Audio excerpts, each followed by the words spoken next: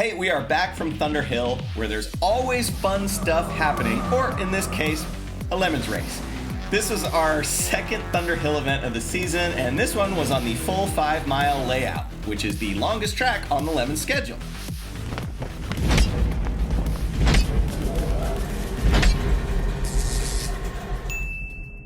Before we get started, we want to honor U.S. Army veteran, wheelchair athlete, and Lemons driver Patrick Peterson, who passed away shortly before this race. Patrick joined the Ranger Road team last year. At one point, he flew all the way out to Buttonwillow from his home in Alabama, and the car didn't even run. Then he finally did get to drive at MSR Houston and NOLA Motorsports Park. Patrick's smile and positivity and vibe really affected us all, and we're all really honored to have known him.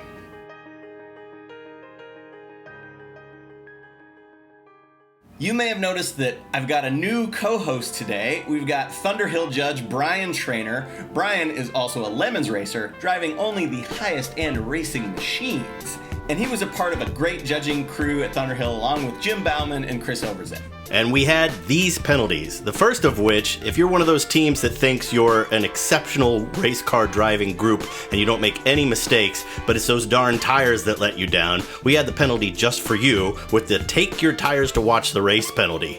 And the penalty involved taking those pesky tires off of your car, walking them down to the grandstand where they could watch the other tires do things like not go off the track, not touch the blend line, not go in the wrong direction, and then when the judges felt like those tires had learned their lesson, you could put them back on the car and rejoin the race. The next penalty was the decorate the staff tricycle, and that one was pretty cool because you had to run around the paddock, find some found objects, and decorate our adult human tricycle. We had a penalty provided by the 420 Indiana Stone Jones team where they had some monkeys involved in their theme, so they had a monkey-themed penalty where you had to put a monkey tail on one of your drivers and try to dip down and hook the tail on the thing and pick it up with the direction from your other teammates. And then we had some good old-fashioned standbys with the Bart Simpson penalty and also a coloring book penalty that involved getting your personal artwork judged by Lemons Kim before you could return to the track. Now, for the class winners, we had a rare BMW sweep of all three classes, with You Mad Bro taking Class A, Hella Shitty Racing taking B, and Full Ass Racing winning C. I know what you're probably thinking. Lemons is all BMWs now. But these three cars were actually perfectly classed by the judges.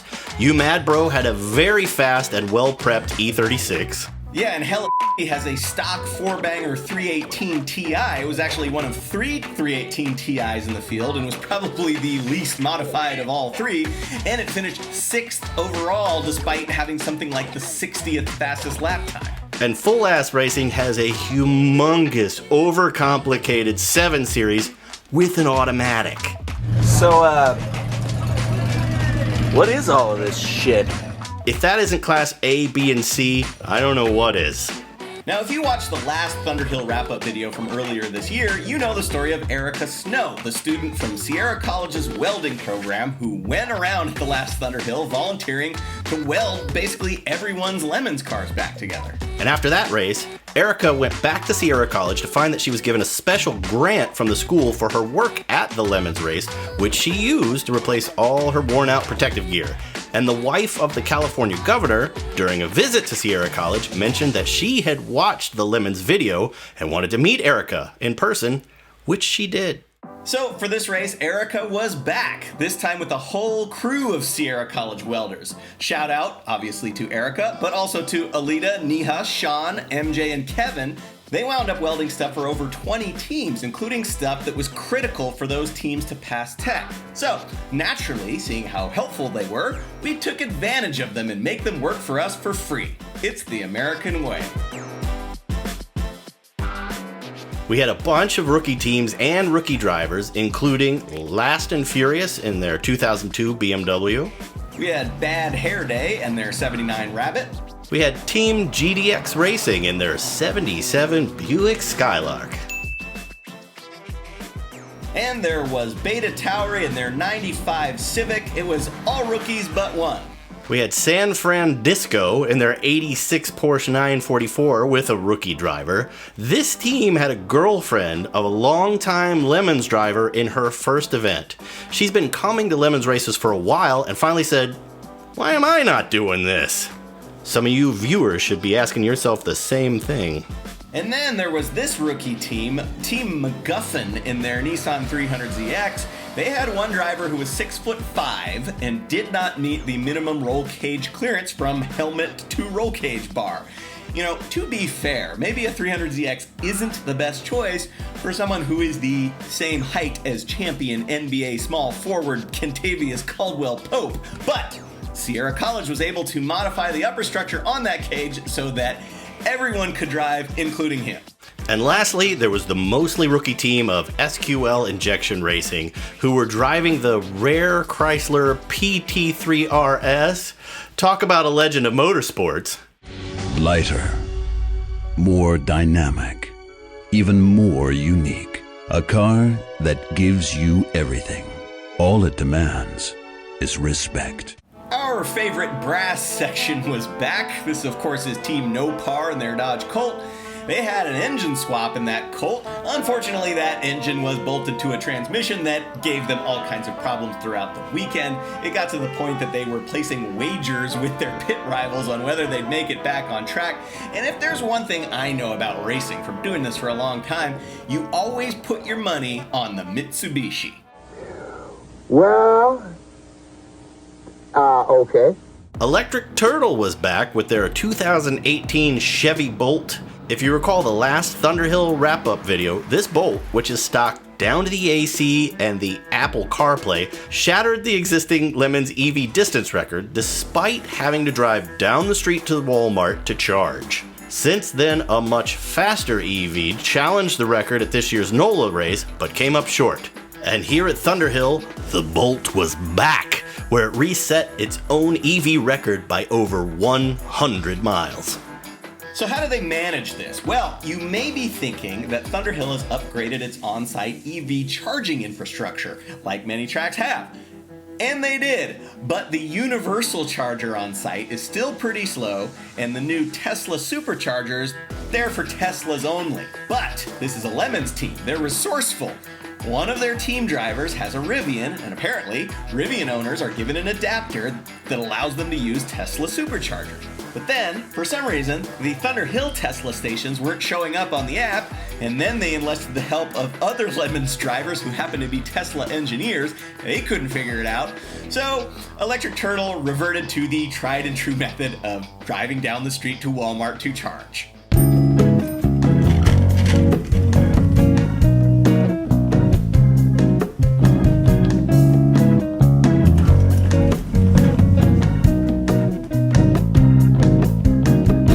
Right, so how did they add over 100 miles to their EV record?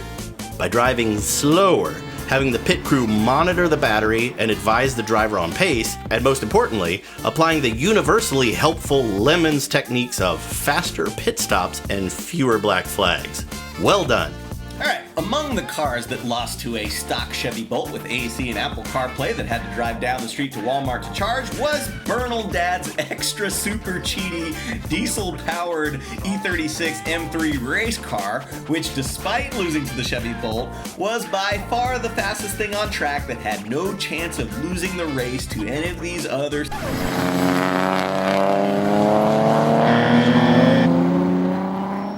Crazy Mike was there with the Scrubbing Bubbles Beetle, which worked totally flawless.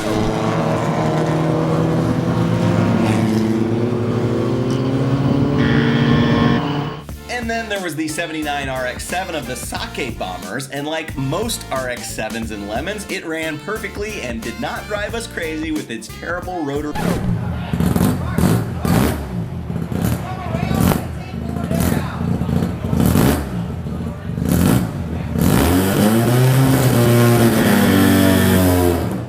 Another fine mess was there in their North Korean dictator-themed Kim Jong Elantra. The week after the race, this car was the subject of a documentary that was selected for screening at the San Francisco Documentary Fest. I bet your spec Miatas never made it into the film fest. If you've ever brought a car with a subpar theme to a Lemons race, you may have gotten the special judge's stencil that calls you out for your lack of creativity. And Sorry for Party reminded all of us that adding the stencil to your car is optional. Rookie hazing. Safety Last was back in their fantastic Rover V8 powered MGB. You can watch the Lemons World episode on this car, and you probably should.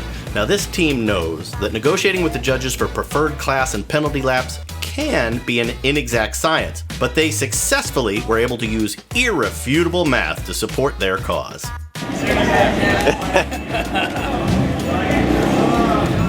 Sometimes you have to just embrace your past Lemons misfortune, and this long-running Accord team rethemed into the Black Flag Enthusiast Club, complete with a mini judge. They even provided us with tiny little black flags so we could penalize the other drivers. It helped keep track of all of our delinquents in the pits. The Pirates for Junk Propulsion Laboratory were back.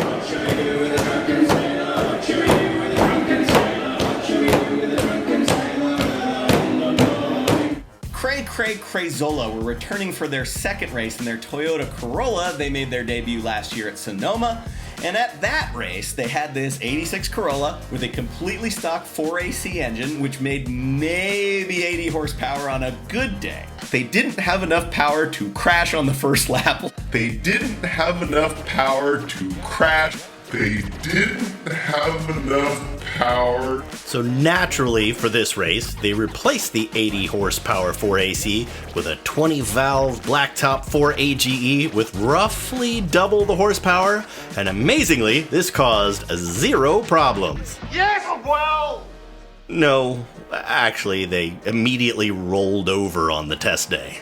Now, despite the windshield being smashed, the struts being popped out, and all 4 corners of the suspension being bent like pretzels, the team dove in to fix it, of course with the help of Sierra College and their welders, and they got that car back on track on Sunday. Now, you may be thinking, wouldn't this be in the running for a heroic fix? When you roll over, it's not something you necessarily get a trophy for. Speaking of heroic fix candidates, the Don Gier diesel Passat sent us a note about 2 weeks before the race telling us they'd blown their motor and probably wouldn't make it. But then they did pull it together, only to immediately explode their turbo. They passed tech with this rather telling tech sheet, and then set to work fixing their turbo, which they did, and spent most of the weekend running near the top of Class C. Then a second turbo failure took them out for good. But all in all, a very lemony effort for Don Gier. Well done. The actual heroic fix went to Almost Ready Racing in their 84 Escort wagon. This is just the second race for this team, although they've already discovered that nobody makes performance upgrades for an 84 Escort wagon. Still, prior to this event, they were on the quest for more speed, and they figured out a way to adapt some kind of aftermarket performance coilovers made for a different car into their Escort using something involving custom spacers and bolts and magic.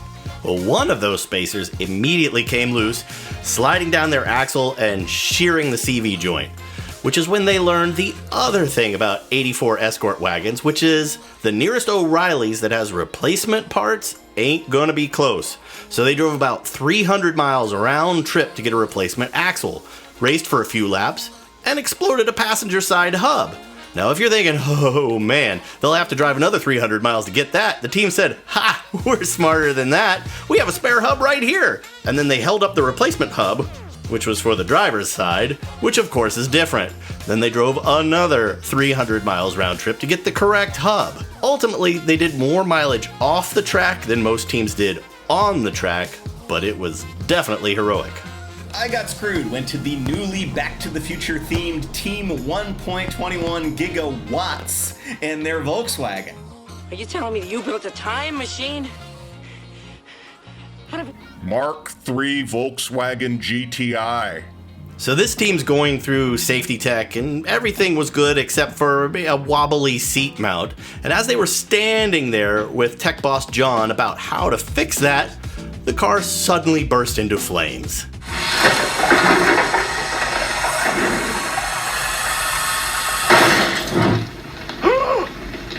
Volkswagens. What can I say? They do that. So, they took it back to their paddock space to, I don't know, rewire the whole car from scratch or whatever, and while they're doing this, the team captain gets a call from his son, who's also a driver on the team, who's on his way to the track, and is apparently stranded by the side of the road because his car broke down, which is also a silver VW Golf. I'm sure that's just a coincidence. So the team has to unload the race trailer, take it to go retrieve the son, then they get him back to the track, and suddenly they have 2 dead Golfs instead of 1. Well, yeah, you know, we have 2 of them. Wow, you must be rich. They did eventually get the streetcar fixed and they got the race car back on track, but having to deal with way more problems than they expected caused them to finish 93rd out of 106. They got screwed. The special award went to this delightful young team in a classic legend of road racing, the XJ Jeep Cherokee. We were expecting to see this team race at the first Thunderhill race back in February, but they failed tech and never turned a lap. Yep, and they came back to this Thunderhill race with their tech issue fixed, and they were all set for their first ever Lemons competition. And this was also apparently their first ever time filling up the gas tank.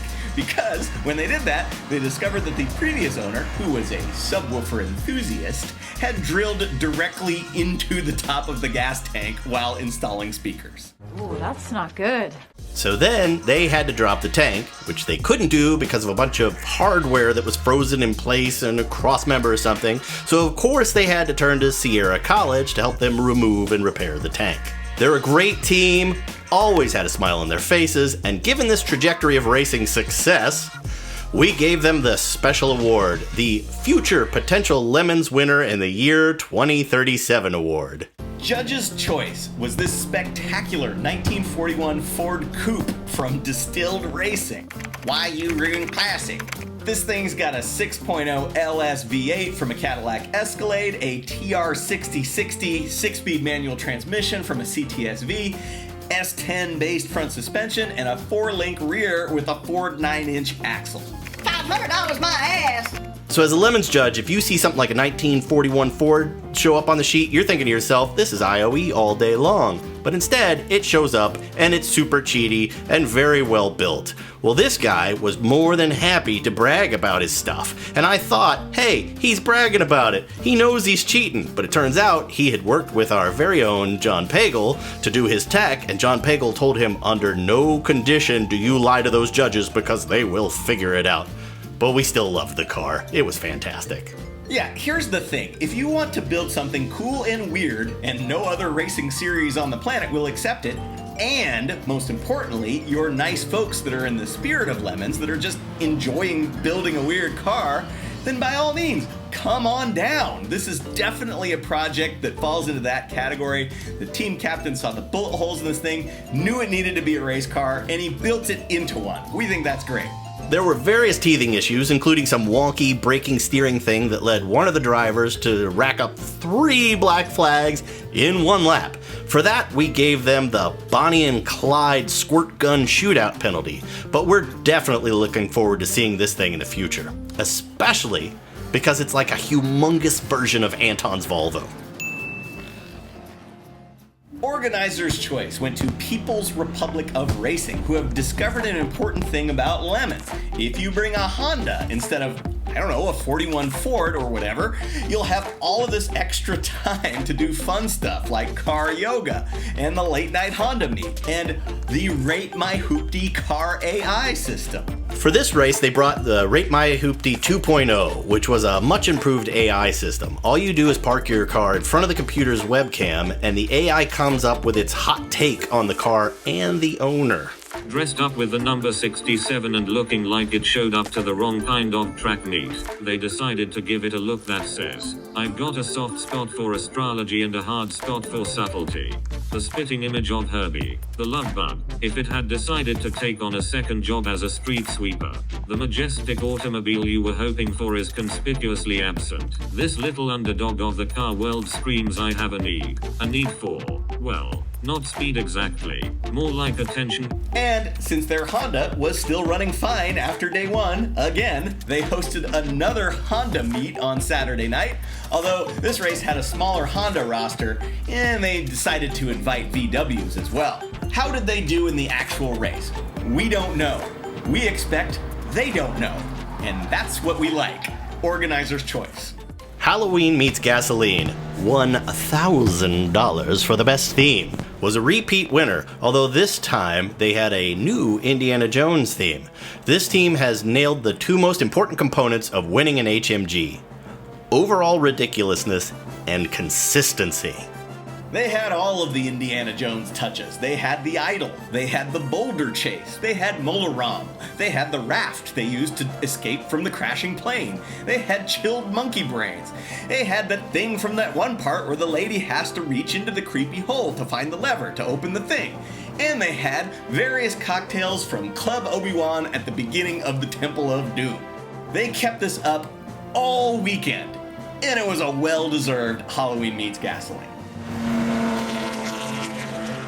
The Index of Effluency, the grand prize of Lemons, went to Not So Cool Runnings. This car, of course, completed the trifecta of themes based on the greatest movies of all time: Back to the Future, Indiana Jones, and here, Cool Runnings. Feel the rhythm! Feel the rhythm! Feel the ride! Feel the ride! Get on up! Get on up! It's bobsled time! Hooray! Much like the movie Cool Runnings itself, this team set aside all concerns about cultural insensitivity in favor of ridiculousness. They stayed in costume all weekend, each team was able to quote from the movie on command, and of course they brought their lucky egg. Good luck. Let me kiss your lucky egg.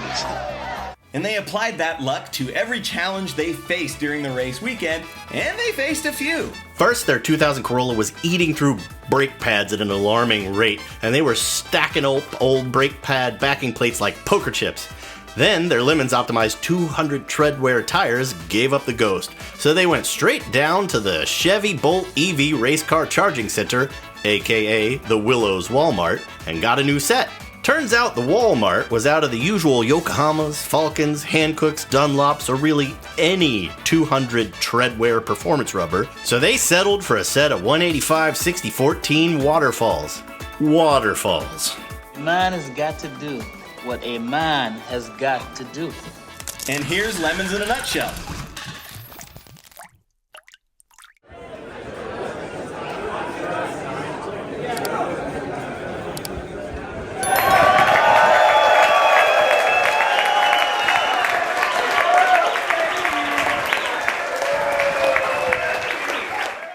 Every second you don't subscribe or watch one of these videos, another Vega is sent to the crusher. Won't you help us save Classic?